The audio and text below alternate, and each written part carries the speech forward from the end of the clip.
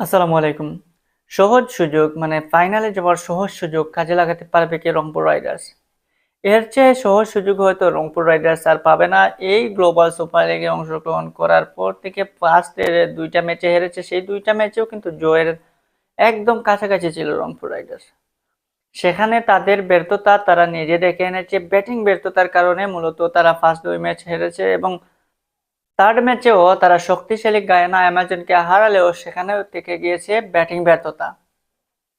এখন লাস্ট ম্যাচে তারা পাকিস্তানের লাহোর কালান্দার্সকে কম হলেও ৩ রান বা ৪ রানে হারাতে যদি পারে তাহলে চলে যাবে ফাইনালে শুধুমাত্র রান রেটের ব্যবধানের কারণে।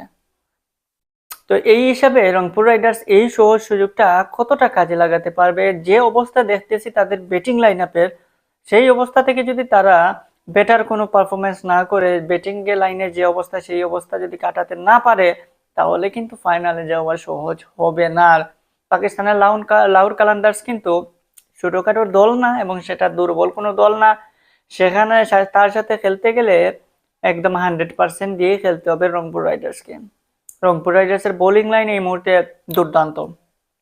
যাদেরকে রাখা হচ্ছে বিশেষ করে রিশাদ হোসেন শুরু থেকে ৩টা ম্যাচেই খুব ইকোনমিক্যাল বোলিং করেছেন এবং টাইম টু টাইম যখন প্রয়োজন হয়েছে তখন উইকেটও এনে দিয়েছেন। তার সাথে পেজ অ্যাটাকে যারা রয়েছেন কামরুল ইসলাম রাব্বি কিংবা মোহাম্মদ সাইফুদ্দিন এক ম্যাচ খেলেছেন। তারপর শেখ মেহেদিও রয়েছেন, আমেরিকান হারমিত সিং, মানে টোটাল সবকিছু মিলে মোটামুটি বোলিং লাইন আপের দিক থেকে রংপুর রাইডার্স তাদের পারফরমেন্স যথারীতি ভালোই দেখাচ্ছে, কিন্তু ব্যাটিংয়ে গিয়েই মূলত পড়তে হচ্ছে বারবার সমস্যায়। আর সেই সমস্যার মূল কারণটা হচ্ছে বাংলাদেশি মিডল অর্ডার, মানে বাংলাদেশি ব্যাটসম্যানদের তৈরি করা মিডল অর্ডারই মূলত ভোগাচ্ছে এই রংপুর রাইডার্সকে।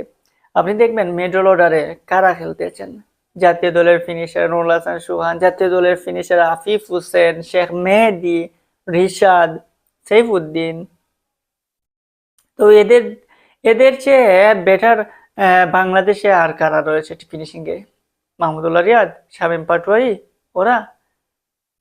তো শামীম পাটোয়ারি কিংবা মাহমুদুল্লাহ রিয়াদকে আপনি সেরা ফিনিশার বলতে পারেন, হ্যাঁ, কিন্তু আফিফ হোসেন, নুরুল হাসান সুহান তো তাদের লেভেলেরই, তাদের চেয়ে কম না।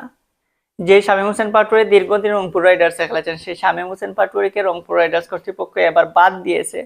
রংপুর রাইডার্স কর্তৃপক্ষ শামীম পাটোয়ারির জায়গায় তারা দলে নিয়েছে আফিফ হোসেনকে। আফিফ হোসেন কিন্তু যথারীতি এবং 100% ফেল করতেছেন এবং রংপুর রাইডার্সকে ভোগাচ্ছেন। মিডল অর্ডারে যখন দুঃসময় তখন ঠিক চলে ওঠার সময় ঠিক তখন আফিফ হোসেন ব্যর্থ হচ্ছেন। নুরুল হাসান সোহান ক্রিজে টিকে থাকেন কিন্তু রান বাড়াতে পারেন না। স্ট্রাইক রেটটা যদি দেখেন তাহলে টি-20-র সাথে এটা মানানসই না। তো এই অবস্থায় রংপুর রাইডার্স রয়েছে মিডল অর্ডার। এই মিডল অর্ডার নিয়ে আসলে কি তারা লাহোর কালান্দার্সকে হারাতে পারবে? এই মিডল অর্ডার দিয়ে কি তারা বাংলাদেশ বিপিএল এ আগামী 30 তারিখ থেকে শুরু হচ্ছে, সেখানে কি পারফরমেন্স করতে পারবে? শুধু বিদেশি নির্ভর হতে হবে। বিদেশি নির্ভর না হলে রংপুর রাইডার্স পারবে না, যেটা এখন দেখা যাচ্ছে। টপ অর্ডারে সৌম্য সরকার দারুণ পারফরমেন্স করছেন। সৌম্য সরকারের ওপেনিং পার্টনার যে স্টিফেন টেইলর, তার ভূমিকা অপরিসীম। টেইলর এবং এই সৌম্য সরকার মূলত রানের গতিটা সচল করলেও মিডল অর্ডারে এসে বারবার ভুগতেছে এই রংপুর রাইডার্স। বিদেশি আর যারা রয়েছে তারাও তেমন হাই কোয়ালিটির ব্যাটার না যে তারা দেশিদের বাদ দিয়ে বিদেশিদেরকে তুলে সেখান থেকে কাভার করে দেবেন, এইরকমও না। তো এই অবস্থা থেকে উত্তরণ করতে হলে দেশি যারা রয়েছে তাদের পারফরমেন্স করতে হবে। নুরুল হাসান সুহান, আফিফ হোসেনদেরকে যথারীতি সামনে থেকে নেতৃত্ব দিতে হবে, সামনে থেকে পারফরমেন্স দেখাতে হবে। রিশাদ হোসেনদেরকে, শেখ মেহেদিকে ভালো একটা ফিনিশিং রোল ভূমিকা পালন করতে হবে। শেখ মেহেদিকে নিয়ে আসলে বলার কিছু নাই।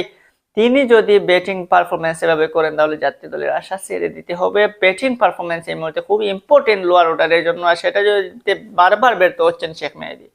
তো আশা করবো লাহোর কালান্দার্সকে হারিয়ে রংপুর রাইডার্স খুব সহজেই চলে যাবে ফাইনালে।